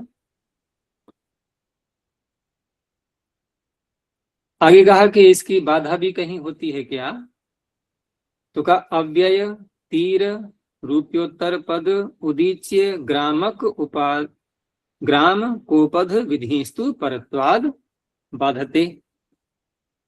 अब परत्वाद, क्योंकि पीछे जो सूत्र आए थे यहाँ पर, जैसे अव्यय तीर अव्यात्य पाया, फिर तीर रूप्योत्तर पदादयु आया, ठीक है ना, ये जो सूत्र आए हैं सारे कोपद तक, तो यहाँ उन विधियों की प्राप्ति, ठीक है ना, तो वो एक सामान्य सूत्र थे उस प्रकार के शब्दों को लेने वाले।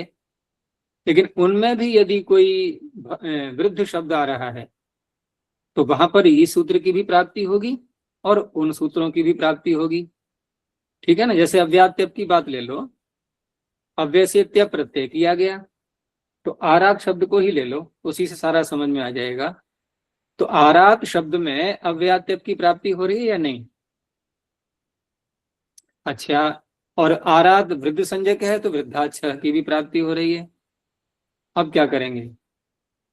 तो हम यही तो कहेंगे पर होने से ये प्राप्त हो रहा है, लेकिन ये पूर्व पर की जो हम शैली लगाते हैं, ये कहाँ लगाते हैं, कैसे सूत्रों में? प्रतिषेध होने पर। क्योंकि जब हम कहते हैं ना कि पर होने से ये विधि प्राप्त हो रही है, तो कौन सा सूत्र लगाते हैं, कौन सी परिभाषा? विप्रतिषेधे परम कार्य। ठीक है ना, बहुत व्यापक परिभाषा है ये। लेकिन वहां पर विप्रतिषेध शब्द का हमें ध्यान रखना है कि उसका क्या अर्थ किया है व्याख्याकारों ने। तो विप्रतिषेध का अर्थ क्या किया गया है, एक ही वाक्य में बोलें तो तुल्य बल विरोधो विप्रतिषेध। विप्रतिषेध को हमें कैसे देखना है कि जहां दो सूत्र यदि टकरा रहे हैं तो उनका बल समान होना चाहिए।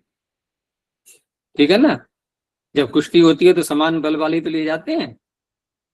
ये था ना कि एक बच्चा खड़ा कर दिया, एक पूरा आ गया, वो अली अली है ना, एक था तो ऐसे तो नहीं होता ना, प्रतियोगिता जब होती है तो समान बल वाले होने चाहिए। तो तुल्य बल विरोधो, अब कहेंगे हाँ भाई अब टकराहट सही चल रही है, दोनों की शक्ति समान है। अब दोनों की शक्ति समान है, दोनों का बल समान है, ये कहां से निर्णय होगा? तो ये निर्णय होगा किसी भी एक उदाहरण में निर्विरोध उस सूत्र को हम पहले चरितार्थ दिखाएं। ठीक है ना, इसको यदि ग्राफ के रूप में समझना होता है ना, इसको कैसे बना के दिखाते हैं ग्राफ को, कि जैसे हमने पहले एक एक ऐसे सर्कल बनाया और दूसरा सर्कल ऐसे बनाया, कुछ भाग उसका बाहर को आ गया, कुछ उसके अंदर आ गया। ठीक है ना, एक सर्कल ऐसे बनाया और दूसरा उसके निकट बनाया, लेकिन दूसरा बनाते समय कुछ भाग बाहर कर दो और कुछ पहले वाले में ले आओ उसको। हमारे पास तीन स्थल हैं अब, एक इसका जहां अकेला भाग है, एक उसका जहां अकेला भाग है, एक बीच का भाग जहां दोनों के भाग आ रहे हैं उसमें, दोनों सर्कलों के। तो हमें एक स्थल पर उस सूत्र को निर्विरोध दिखाना है, यहां लग गया। इसको भी कहीं एक स्थल पर हमें निर्विरोध दिखाना है। एक ऐसा उदाहरण आ गया जहां दोनों टकरा रहे हैं। समझ में आ गई नहीं? इसे कहते हैं तुल्य बल। तो इस तरह से पीछे हमने देख ही लिया है, वहां तो नियम कर दिया था ना कि क्वा आदि शब्दों में अमा आदि शब्दों में त्य प्रत्यय हो रहा था। यहाँ इसको ले लो, गार्गीय वात्स्य आदि, यहाँ निर्विरोध लगी रहा है ये। अब आरात में दोनों लगने लगे, वो अव्यय भी है और वृद्धि भी है। अब पर होने से ये बांध लेगा उसे। हो गया स्पष्ट? ऐसे ही आगे समझ लेना है। तो परस्वाद बाधते।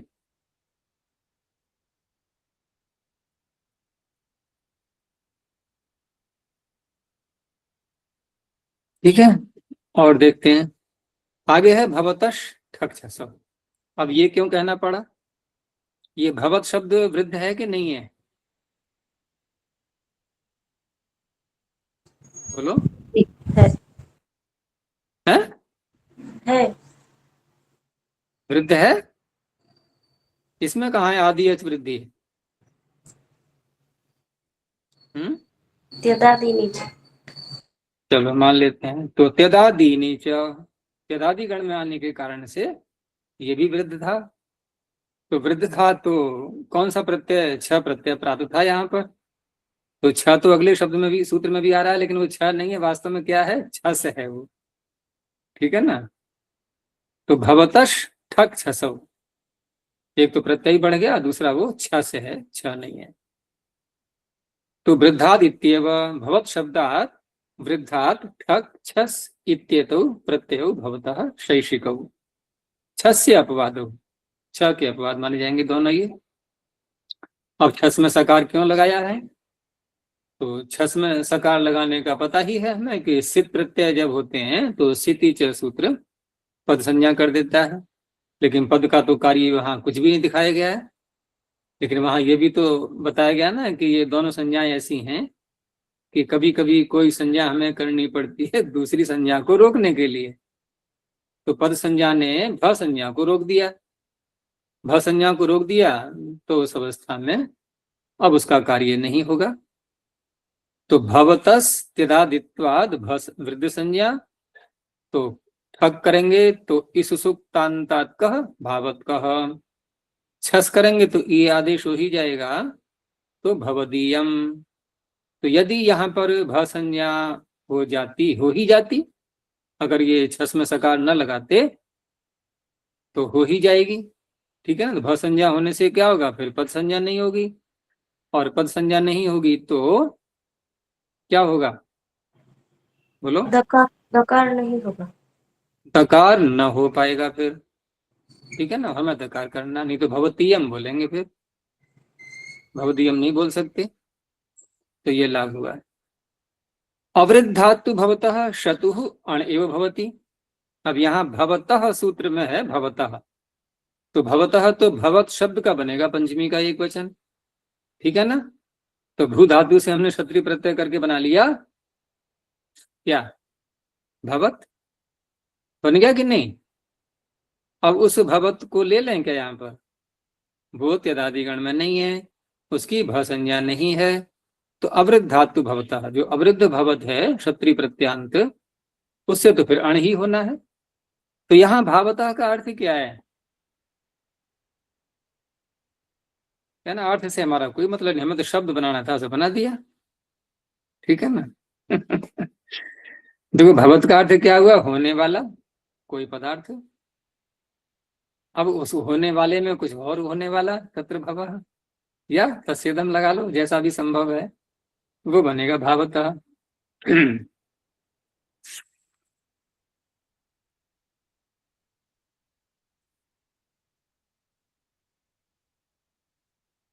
और चले आगे, चलो और ले लेते हैं। आगे है काशादिभ्यष्ट है ईठो, ठीक है ना। अब इसी जिस पुस्तक को हम पढ़ रहे हैं, इस पुस्तक को ही ये सूत्र बना रहा है, पुस्तक को बना रहा है कि शब्द को, तो इसी से बनता है काशी का। तो काशादिभ्यष्ट है ईठो, काशी इत्यमादिभ्यः ठय ईठ इत्येतौ प्रत्ययो भवतः शैक्षिको। इसमें ईठ शब्द में य में इकार दिया हुआ है, तो इसका तात्पर्य ये नहीं है कि हम आदि ईंट डबल लगाएं, ठीक है ना, क्योंकि इकार उच्चारण के लिए है। अगर हम आदि ईंट डबल लगा देंगे तो फिर ये कैसा माना जाएगा, कहेंगे इसको या नहीं कह सकते, अगर हम अनुबंध के रूप में इकार को ले लें तो।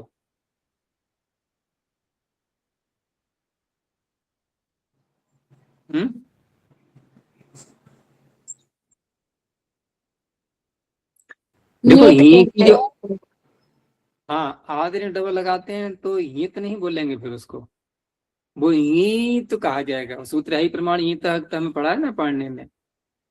और अगर एकार उच्चारण के लिए तो ये ईयत है, स्वर संबंधी कार्य हो जाएंगे। तो इस तरह से ये इकार उच्चारण के लिए है। तो यकार एवं उभयत्र विपर्यस्त देशोनुबंध। अच्छा, इकार को उच्चारण के लिए अब करो, एक तो है प्रत्यय ठय, और दूसरा प्रत्यय क्या है ञठ, यकार को पहले ले लिया। तो यकार एवं उभयत्र विपर्यस्त देशः, विपर्यस्तः देशः यस्य, जिसका देश, जिसका स्थान परिवर्तित कर दिया गया है, ऐसा अनुबंध है ये। उससे लाभ ये होगा कि स्त्री प्रत्यय विशेष, स्त्री प्रत्यय जब करेंगे तो वहां पर इसका प्रभाव पड़ेगा। तो जब ठय प्रत्यय किया हमने तो काशी की, ठीक है ना, काशी की, काशी शब्द से काशिकी और काशिका, तो काशिका का शब्द का प्रयोग करते ही हैं हम इस पुस्तक के लिए। ऐसे ही वैदिकी और वैदिका।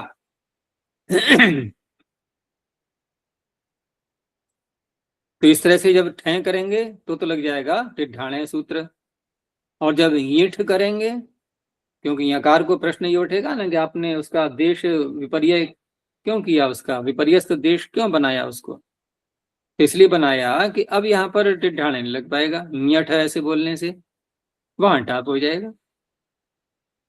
वृद्धाद इत्यत्र अनुवर्तते, उसकी अनुवृत्ति लानी ही है पीछे से, क्योंकि काश्यादि गण में जो शब्द अवृद्ध पड़े गए हैं, तो ये तो अवृद्धा पठन्ते वचन प्रामाण्यात् तेभ्यः प्रत्यय विधि, क्योंकि वृद्धि की निवृत्ति लाएंगे और अवृद्ध भी आपने शब्द पढ़ दिए, तो उनसे कैसे करेंगे आप ये प्रत्यय? तो कहा वचन प्रामाण्य से, उनसे भी प्रत्यय हो जाएगा।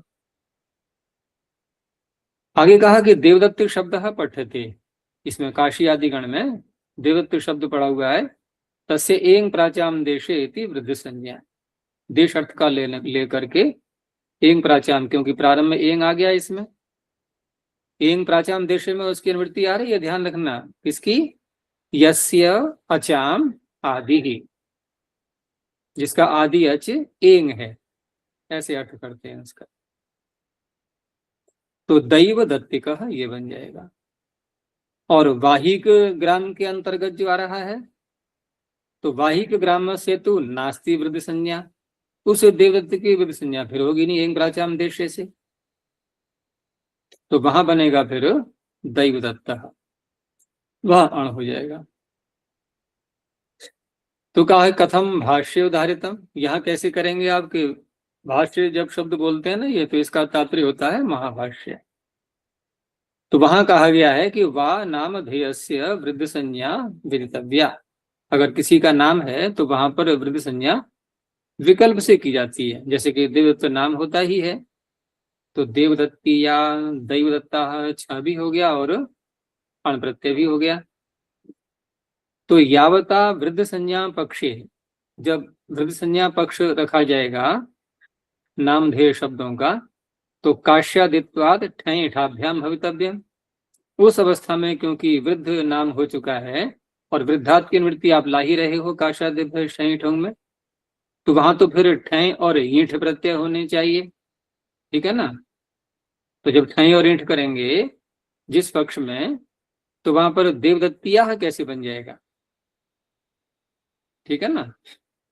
तो कहा तत्र एवं वर्णयन्ति, तो वहां इस प्रकार से आगे वर्णन दिया गया है कि वा नाम ध्येयस्य, इसमें जो वा शब्द है ना, वा इति व्यवस्थित विभाषेयम, इस वा को माना गया व्यवस्थित विभाषा भाष्य में। तो सा छह कर्तव्य भवती, छह प्रत्यय करेंगे तब तो हो जाएगी वृद्ध संज्ञा, और जब ठय ईंठ करेंगे उस पक्ष में वृद्ध संज्ञा नहीं होगी। और ये पीछे कहा ही था कि ये तो अवृद्धा पठन्ते वचन प्रामाण्यातेभ्यः प्रत्यय विधि, वहां वचन प्रामाण्य से प्रत्यय हो जाएंगे। तो ठय और ईंठ में नहीं माना जाएगा इसको, और जहां पर छह प्रत्यय जब करना होगा तो वृद्ध संज्ञा कर लेंगे, तो वृद्धा छह से छह प्रत्यय हो जाएगा। आगे इन्होंने शब्द पढ़ दिए हैं, इसमें एक गण सूत्र आ रहा है, आपदादि पूर्व पदार्थ कालात। जैसे आपदादि जो शब्द हैं, तो आपत्कालिकी आदि जो शब्द हैं उसमें काल अंत में आएगा, आपदादि पूर्व पद और काल अंत में। तो आपत्कालिकी, आपत्कालिका, ऊर्ध्वकालिकी, ऊर्ध्वकालिका, तात्कालिकी, तात्कालिका, तात्कालिका तो बहुत प्रयोग होता है शब्द का, तो इसी सूत्र से ठय और ईंठ प्रत्यय करके बनाएंगे। वाहिक ग्रामे भ्यश्च वृद्धादित्येव वाहिक ग्राम वाचिभ्यो वृद्धेभ्य ठय ईठौ प्रत्ययो भवतः शैशिकौ, ये भी छह के अपवाद माने जाएंगे। तो शाकल की शाकलिका, मांथवी की मांथविका। विभाषो शीनरेशु, अर्थात उशीनर देश में जो वाहिक ग्राम वाचक वृद्ध संज्ञक शब्द हैं वहां विकल्प से ये प्रत्यय होंगे। तो वृद्धादिति वर्तते वाहिक ग्रामेभ्यः इति च, तो उशीनरेषु ये वाहिक ग्रामाः तद्वाचेभ्यो वृद्धेभ्यः प्रातिपदिकेभ्यो विभाषा ठय ईठौ प्रत्ययो भवतः। आहवजाल, आहवजालिकी, आहवजालिका, आहवजालिया। ऐसे ही सौदर्शनी की, सौदर्शनिका, सौदर्शनिया, तीन प्रत्यय हो गए, ठय और ईठ, और दूसरे पक्ष में छह प्रत्यय। पोर देशे ठय, अब यहाँ वृद्ध शब्द की निवृत्ति समाप्त कर दी गई। वृद्धादिति नानुवर्तते, क्यों? क्योंकि अगले सूत्र में फिर वृद्ध शब्द आ रहा है एक, तो दो वृद्धों के बीच में बीच का सूत्र हो गया युवा जवान। तो उवर्णांता देशवाचिनः प्रातिपदिकात् ठय प्रत्यय भवति शैशिकः, एक बहुत व्यापक सूत्र है वैसे तो, क्योंकि देशवाची वर्णांत बहुत मिल जाते हैं। तो निषाद कर्षु शब्द है ये, और ठय प्रत्यय करके यहाँ किससे करेंगे? का आदेश, इस सुक्तांतात कह उगंत होने से। तो नैषाद कर्षुकः शाबर जम्बुकः। देश इति के, तो पटु शब्द उकारांत तो है लेकिन देशवाचक नहीं है, तो पटुष छात्राः पाटवाः। ये छात्राः करके जब विग्रह करते हैं तो कौन सा सूत्र लगाना चाहते हैं अर्थ निर्देशक? तस्येदम्। हाँ, क्योंकि बहुत आता है छात्रा छात्रा करके, पीछे भी अन्यों का बार आ चुका है, तो तस्य दम को लगाएंगे। आगे कहा कि ठय ठयो प्रकरणे ठयः केवलस्य अनुवृत्तिर न लभ्यते इति ठय ग्रहणम कृतम। ठीक है ना, केवल ठय की निवृत्ति आ नहीं पाती है, तो इसलिए दोबारा ठय ग्रहण कर दिया गया है, जबकि पीछे से हम ला सकते थे, नहीं लिया गया उसको। आगे है वृद्धात् प्राच्याम और देशे इत्येव उवर्णान्तात् वृद्धात् प्राग्देशवाचिनः प्रातिपदिकात् ठय प्रत्यय भवति शैषिकः। तीसरे से उवर्णांत तो पीछे से आ ही रहा था, यहाँ पर ये विशेषण और जोड़ दिए गए इसमें वृद्धात् प्राच्याम, तो यहाँ पर केवल ठय प्रत्यय होगा। तो आढ़क जम्बुकः शाक जम्बुकः नापित वास्तुकः। तो कहा ये तो आप कार्य पूर्व सूत्र से भी कर सकते थे, क्योंकि वहां कोई विशेषण तो लगाया नहीं गया था, तो सामान्य सूत्र ही था एक प्रकार से। तो पूर्वेणैव ठञ् सिद्धे नियमार्थम वचनम। वो नियम क्या होगा कि वृद्धादेव प्राच्याम अवृद्धान न भवति इति। ठीक है ना, यानी अवृद्ध जो शब्द हैं, जैसे मल्लव शब्द लिया इन्होंने, तो उनसे यहाँ उनका यहाँ पर ग्रहण नहीं होगा, क्योंकि जब पूर्व सूत्र से ठय कर ही सकते थे, क्योंकि वहां भी तो वृद्ध शब्द की अनुवृत्ति नहीं लाई गई थी और देश ठय में। तो अब यहाँ वृद्धात कहने से ये नियम निकल आया कि वृद्धादेव प्राच्याम। ठीक है ना, प्राच्य देश में जो वृद्ध शब्द हैं बस उन्हीं को ही लेना है, अवृद्धान न भवति इति। अब पूर्व सूत्र से भी वहां पर अवृद्ध से नहीं कर सकते। इस तरह से मल्ल वास्तु माल्लव वास्तव, तो ये अण प्रत्यय हो गया फिर। नहीं तो अगर ये नियम न बनाए तो और देश ठय यहाँ पर मल्ल वस्तु इस शब्द से, मल्ल वास्तु इस शब्द से फिर ठय प्रत्यय करेगा नहीं करेगा? तो क्या बनना चाहिए था? माल वास्तु कह, ये बनता फिर। इसने नियम कर दिया तो वो भी नहीं लग पाएगा, अण प्रत्यय हो जाएगा। चलो यहीं तक रखते हैं, अब फिर देखेंगे आगे।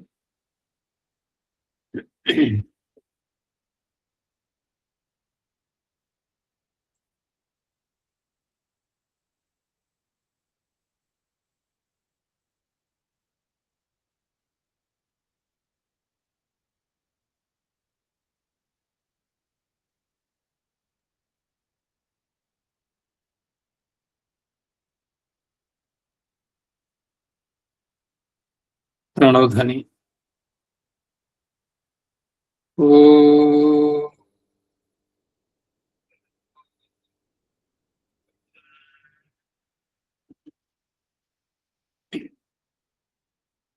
ओ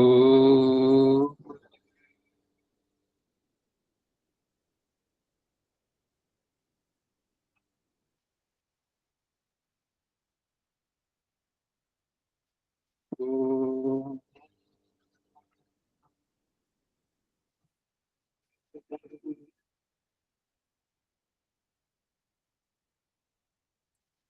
शांति शांति शांति।